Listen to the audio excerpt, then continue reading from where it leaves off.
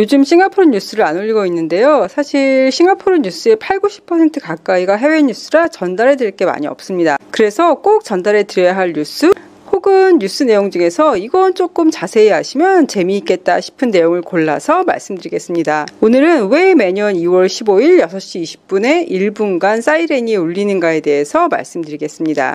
저는 지금 포머 포드 팩토리로 가고 있는데요. 2차 세계대전 전 포드 자동차 공장이었던 이곳이 지금은 일본 식민지 시절과 그 후에 대한 뮤지엄으로 사용되고 있습니다.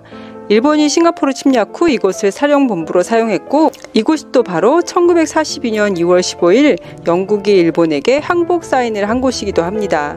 항복 사인을 했던 테이블은 현재 호주 전쟁 박물관에 가 있고요. 여기엔 모형 테이블이 있습니다. 그리고 벽에 걸려있는 시계는 6시 20분에 고정되어 있는데요. 바로 항복 사인을 한 시간이 6시 20분이기 때문입니다.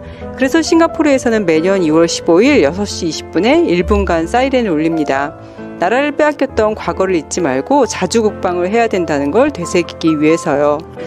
42년 2월 15일 영국군들이 영국 국기와 하얀색 백기를 들고 포드 팩토리로 옵니다. 일본은 차를 타고 오던 영국 군인들을 세운 후 걸어오게 했다고 해요. 이렇게 치욕적인 모습을 카메라로 기록에 남기기 위해서였다고 합니다. 그 후에 차에서 내리는 사람이 말레야의 호랑이라는 별명을 가졌던 야마시타 장군입니다.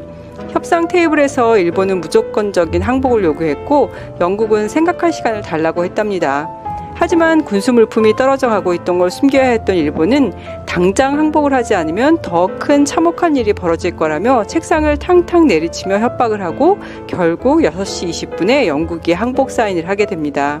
그렇게 일본 식민지가 되자마자 일본이 벌인 짓은 중국계 남성들 만 18세에서 50세 남자들을 모아 안티 재패니즈를 구별한다며 죄 없는 수많은 사람들을 끌고 가서 처형을 합니다. 60년대에 빌딩을 세우려 땅을 파다가 수많은 유골들이 발견되었고 이에 분노한 수많은 사람들이 일본의 사죄와 보상을 요구하는 시위를 하게 됩니다. 일본은 약 5천에서 6천 명의 학살을 인정했지만 싱가포르 조사에 의하면 최소 2만 5천에서 5만 명의 사람이 살해당했다고 합니다. 1945년 미국의 원자폭탄 투하로 인해 일본의 식민 지배는 끝이 나는데요. 싱가포르에서는 과거 시청, 현 내셔널 갤러리의 시티홀 챔버에서 일본이 항복 사인을 하게 되고 수많은 사람들이 그 광경을 구경하러 구시청 앞으로 몰려왔었습니다. 일본 군인들에 대한 전쟁 재판이 이루어졌고 그 당시 야마시타는 필리핀에 있었기 때문에 그곳에서 재판 후 사형을 받게 됩니다. 일제 치하 기간 동안의 인플레이션을 보여주는 것으로 달걀 한 꾸러미가 50센트 하던 것이 전쟁이 끝나던 때에는 무려 400불이 넘었었습니다. 다음엔 다른 스토리로 찾아올게요. 오늘도 건강하고 행복하세요.